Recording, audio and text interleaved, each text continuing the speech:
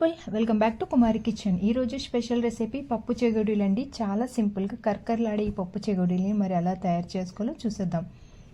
ముందుగా 3 గంటల పాటు నానబెట్టుకున్న పచ్చిశనగపప్పు 1 కప్పు తీసుకొని ఇలాగా గోరిత అనేస్తే అది విడిపోవాలి. దాని నీళ్లు వడపోసేసుకొని ఒక క్లాత్ పైన ఈ పప్పు అంతా వేసేసుకొని తడి అంతా ఆరిపోయేటట్టుగా ఒత్తుకుంటూ వీటిని ఒక 10-15 నిమిషాలు పక్కన ఉంచేస్తే అది మొత్తం నీరంతా ఆరిపోయి ఇలా పొడిగా అయిపోతుంది.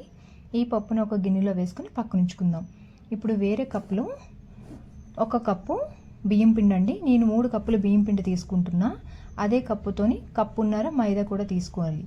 ఎంతైతే బియ్యం పిండి తీసుకుంటున్నామో దానిలో సగభాగం మైదా తీసుకొని మొత్తం పిండి అంతా కలిసేటట్టు కలిపేసుకొని దీన్ని పక్కన ఉంచుకుందాం.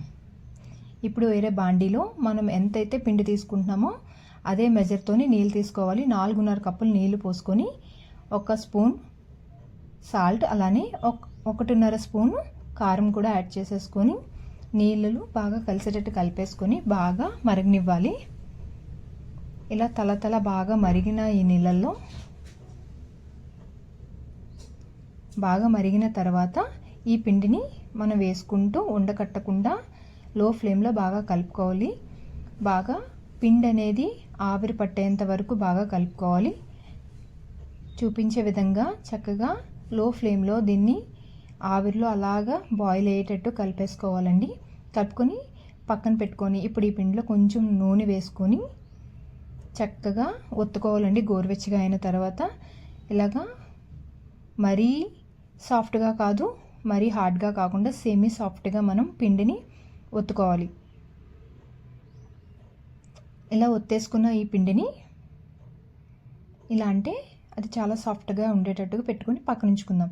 ఇప్పుడు అందులో కొంచెం పిండి తీసుకుంటూ చూపించే విధంగా బాల్స్లా చేసేసుకొని వీడియోలో చూపించే విధంగా ఒత్తుకోవాలండి. మొత్తం అన్ని చెగోడీల్ని చక్కగా ఒత్తేసుకోవాలి.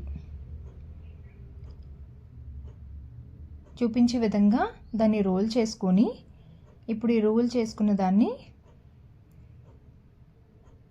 కొంచెం పచ్చిశనగపప్పు కూడా యాడ్ చేసేసుకుని చూపించే విధంగా చక్కగా మొత్తం చెగోడీలన్నీ ఒత్తేసుకోవాలండి. ఇలాగ ఒత్తేసుకొని వీటిని పక్కన ఉంచుకుందాం. ఇప్పుడు డీప్ ఫ్రైకి ప్యాన్ పెట్టుకొని అందులో డీప్ ఫ్రైకి సరిపడా ఆయిల్ కూడా యాడ్ చేసుకోవాలి. యాడ్ చేసుకొని ఇలా చిన్న పిండి వేయగానే నూనె కాగిందో లేదో తెలుస్తుందండి. ఇలా చక్కగా బబుల్స్ వచ్చేస్తే నూనె బాగా మరిగిందని అర్థం.